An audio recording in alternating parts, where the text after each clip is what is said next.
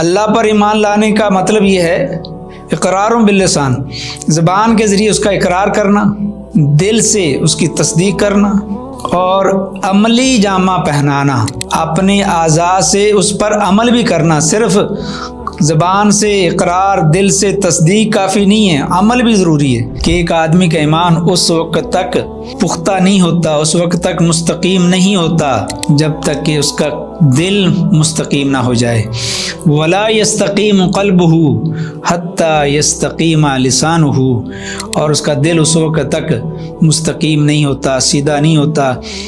جب تک کہ اس کی زبان مستقیم نہ ہو جائے۔ ظفر بشرح الأربعين من سنة الهادي الأمين۔ الحمد لله رب العالمين ولا عاقبة للمتقين والصلاة والسلام على رسوله الكريم، اما بعد، عن ابي عمرو وقيل ابي عمرة سفيان بن عبد الله رضي الله تعالى عنه قال قلت يا رسول الله صلى الله عليه وآله وسلم قل لي في الإسلام قولا لا أسأل عنه أحدا غيرك قال قل آمنت بالله ثم استقم، رواہ المسلم رحمہ اللہ۔ اربعین نوویہ کی یہ 21 نمبر حدیث مبارکہ ہے، جس کا عنوان بن سکتا ہے ایمان باللہ اور استقامت۔ سفیان ابن عبداللہ رضی اللہ تعالیٰ عنہ، ان کی کنیت بعض کے ہاں ابو عمر ہے، بعض کے ہاں ابو عمرہ ہے، تو یہ ان کی کنیت دونوں ناموں سے آتی ہے۔ وہ فرماتے ہیں کہ میں نے اللہ کے رسول صلی اللہ علیہ وسلم سے سوال کیا، میں نے کہا قل، آپ فرما دیجئے، لی، میرے لیے، فی الاسلام، اسلامی تعلیمات میں، اسلام کے بارے میں، قولاً، ایسی جامع معنی بات، لا اسأل عنہ احدا غیرک، لا اسأل، میں نہ سوال کروں، عنہ، اس کے بارے میں، آپ کے علاوہ کسی اور سے۔ کافی، شافی، مکمل، جامع ترین ایک بات بتا دیں مجھے، اور مجھے اس کے بعد کسی اور سے سوال کرنے کی ضرورت باقی نہ رہے۔ اللہ کے رسول صلی اللہ علیہ وسلم کو اللہ تعالیٰ نے جوامع الکلم عطا کیے تھے۔ دریا کو کوزے میں بند کر دینا یہ آپ کی خاص خصوصیت تھی کہ ایک لفظ کے اندر، ایک جملے کے اندر پوری بات سمجھا دینا، پورے دین کو بیان کر دینا۔ کچھ ایسا ہی یہاں پر ہے کہ جب آپ سے کہا گیا کہ اسلام کے بارے میں مجھے بس مختصر طور پر کوئی بات بتا دیجئے، اور اتنی جامع ہو کہ مجھے کسی اور سے پوچھنے کی ضرورت باقی نہ رہے، تو اللہ کے رسول صلی اللہ علیہ وسلم نے بھی 2 لفظوں کے اندر پورا دین سمجھا دیا۔ فرمایا قل آمنت باللہ، تم کہو کہ میں اللہ پر ایمان لایا، ثم مستقم، اور پھر اس کے اوپر ثابت قدم ہو جاؤ۔ جب تم یہ کہو کہ میں اللہ پر ایمان لایا، اور پھر اس پر ثابت قدمی اختیار کرو، تسلسل کے ساتھ اس پر عمل کرو۔ یہ حدیث مبارکہ پورے اسلام کو بیان کر رہی ہے۔ پورا اسلام کس طرح ہے؟ پہلی بات تو کہ صحابہ کرام کا ہمارے اوپر، امت محمدیہ پر احسان ہے کہ وہ لایانی قسم کے سوالات نہیں کرتے تھے۔ ذہن کو تسکین دینے کے لیے، کانوں کو مزہ دینے کے لیے خالی بس معلومات کے سوال نہیں کرتے تھے، وہ سوالات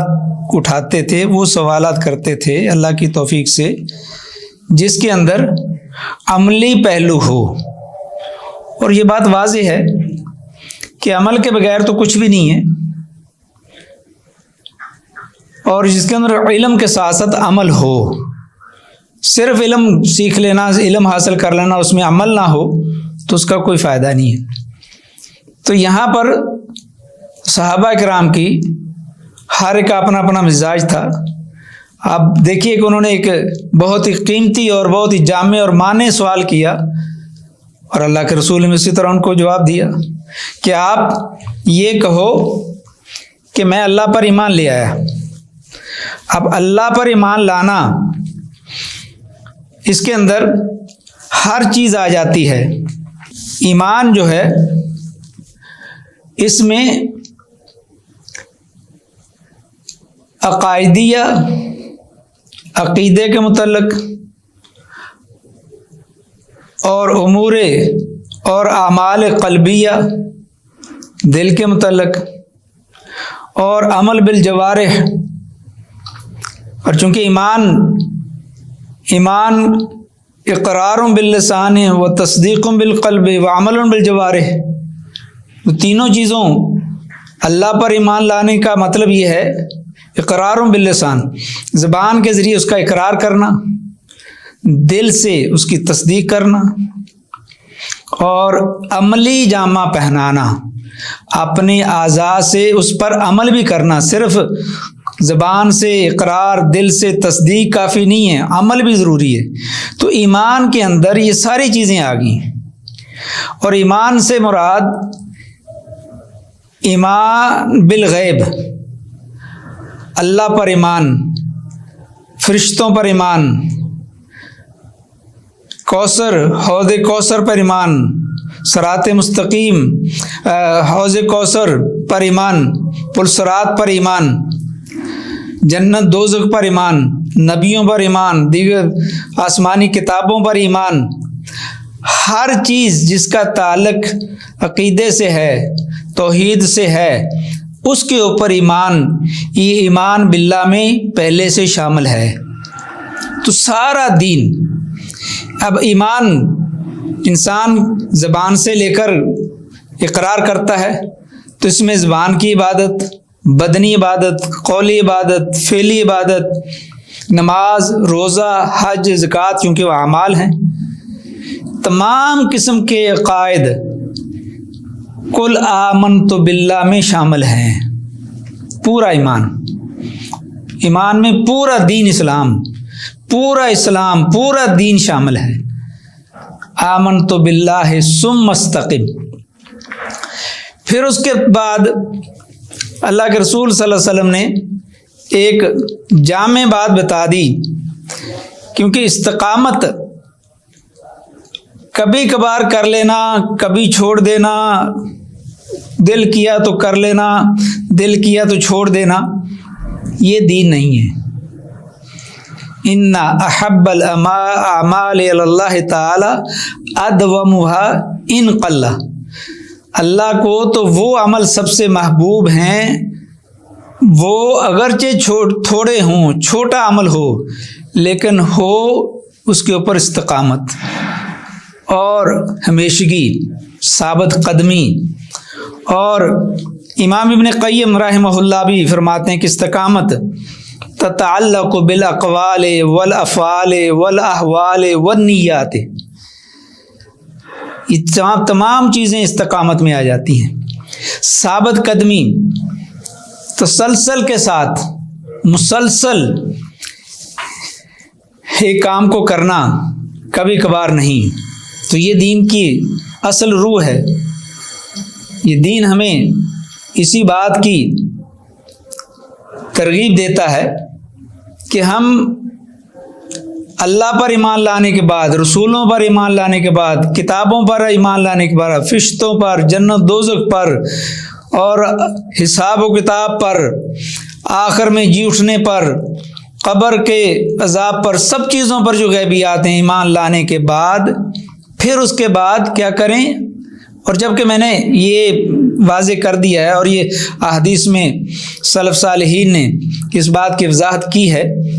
کہ ایمان میں عمل خود بخود داخل ہے، اس کے بعد پھر استقامت کا لفظ ہے کہ آپ استقامت اختیار کریں اور آپ عملی طور پر بھی جو زبان سے جو آپ نے اقرار کیا ہے اس کو عمل میں بھی لے کر آئیں. اور ایمان جب ہم کہتے ہیں کل آمنت باللہ اور ثم استقم، تو اس میں توحید پر استقامت بھی ہے کہ آپ کا عقیدہ مستقیم ہو، صحیح ہو، اور عقائد انسان کے صحیح ہوں، اس کے اندر شرکیات نہ ہو، اس کے اندر بدعات نہ ہوں، خرافات نہ ہوں، اپنی منمانی نہ ہو، ہر چیز قرآن و حدیث سے ماخوذ ہو. اور اللہ تعالیٰ بھی فرما رہے ہیں فَاسْتَقِمْ كَمَا أُمِرْتَ وَمَنْ تَابَ مَعَكَ وَلَا تَطْغَوْا إِنَّهُ بِمَا تَعْمَلُونَ بَصِيرٌ. سورہ ہود 112 نمبر آیت. فَاسْتَقِمْ کہ آپ سیدھی راہ اختیار کریں، ثابت قدمی اختیار کریں، جیسا کہ کما امرتا، اللہ کے رسول کو فرمایا جیسے آپ کو حکم دیا جائے. اللہ تعالیٰ فرما رہے ہیں وَمَن تَابَ مَعَكَ، اور جو لوگ آپ کے ساتھ توبہ تائب ہوئے ہیں، اللہ کی طرف پلٹے ہیں، اللہ کی طرف رجوع کیا ہے، جو آپ کے ساتھ ہیں. وَلَا تَطْغَوْا، اور تم اس میں سرکشی نہ کرو. اِنَّهُ بِمَا تَعْمَلُونَ بَصِيرٌ، بے شک وہ اللہ جو کچھ تم عمل کرتے ہو اس کو خوب دیکھ رہا ہے. اس آیت میں اللہ تعالیٰ نے نبی اکرم صلی اللہ علیہ وسلم کے ساتھ توبہ کرنے والوں کو حکم دیا ہے کہ وہ استقامت اختیار کریں، انہیں جو احکامات دیے گئے ہیں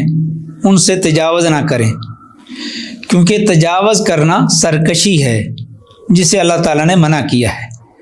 اللہ تعالیٰ نے خبردار کیا ہے. اور وہ اللہ انسان کے ہر عمل کو خوب جانتا ہے، وہ سمیع بصیر ہے.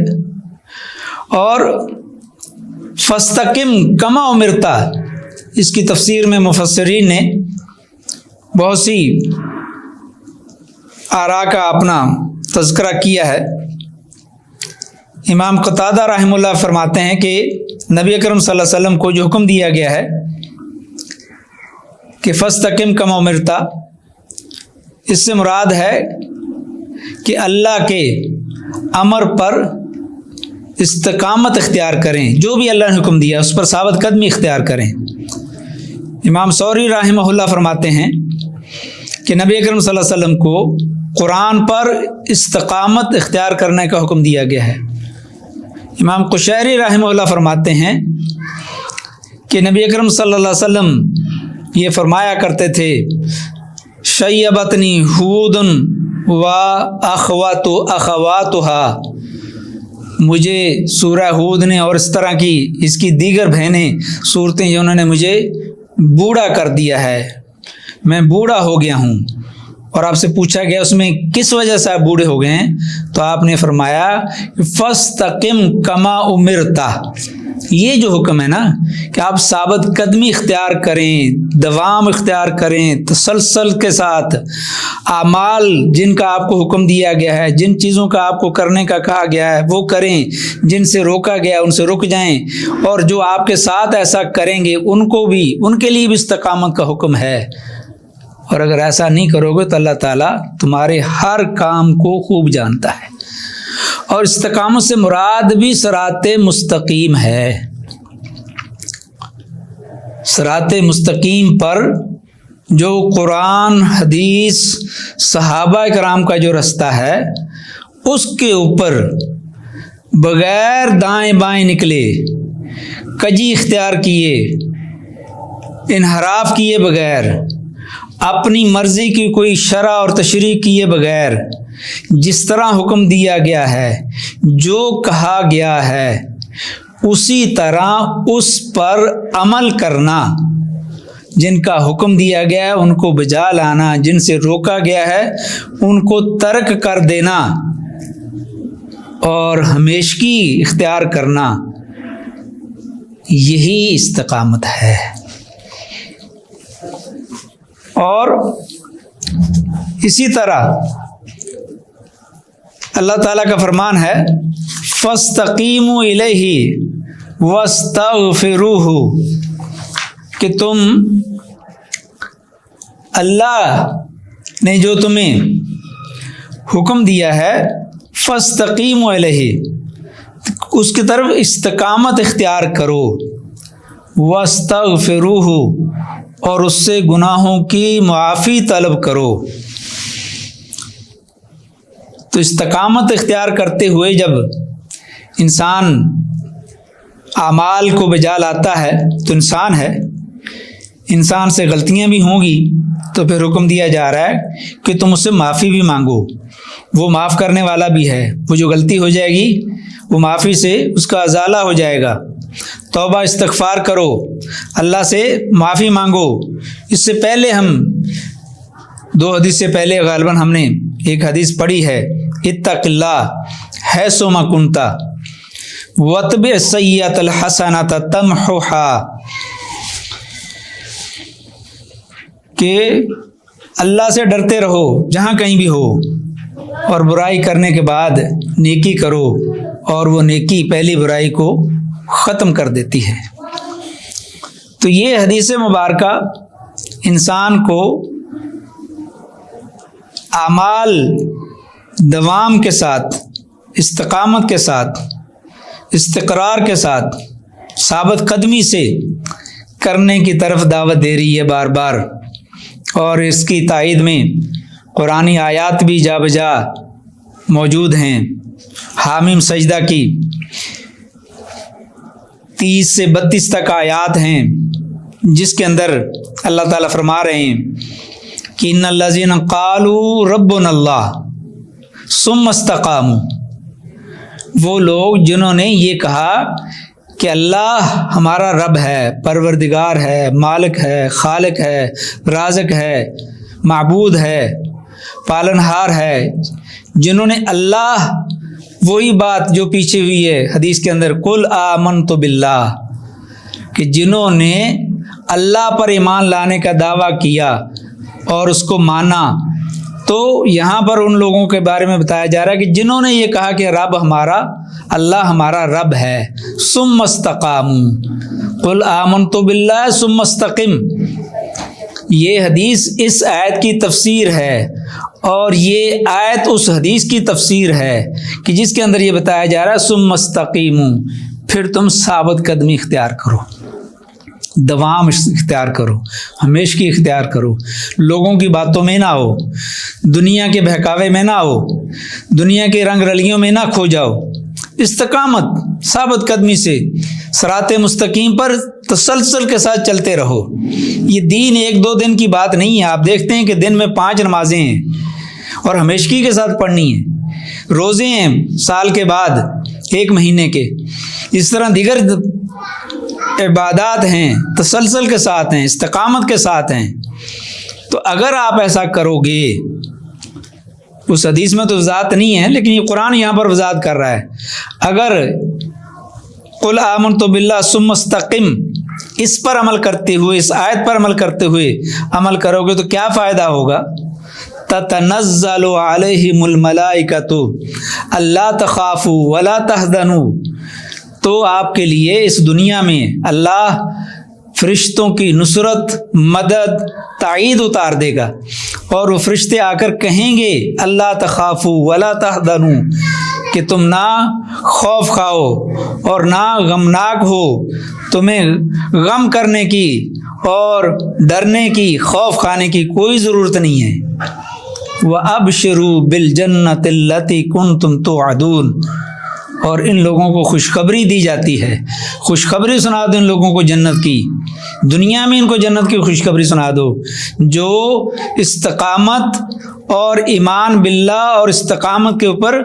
کاربند رہتے ہیں، ان کو دنیا میں جنت کی بشارت